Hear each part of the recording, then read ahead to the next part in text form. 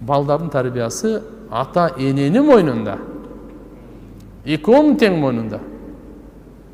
Ошондуктан сен тарбия бербей атасың тең мында, сен эмне кылып атасың аны? Дуа берип атасыңбы? Аялың дуа берсин, сен тарбия бер. Экөө теңдей болуш керек. Атанын көзөмөлү, сүрү, эненин райымы, тарбиясы экөөнүн ортосунда бала чоңоёт.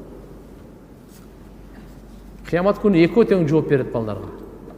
Энеден да сурак болбойт, атадан да сурак болот. Сен эмне кылдың балдарга деп? Сага белек кылып бердилер деп. Чын-чынына келгендечи, балдар атаныкы. Атадан сурак көбүрөөк болот. Атадан сурак көбүрөөк болот. Энеден эмес. Ажырашып кете турган болсо, ажырашпай Кудай сактасын, анда бала, кыздар атаныкы болот. Эне бир башкага тийип кетти бул. Башкадан да төрөп алды, тияктан кетти башка жагына. Мынаны эртең кыямат күнү сен жооп бересиң буга. Ошон үчүн атанын мойнунда көбүрөөк аны багуу дагы.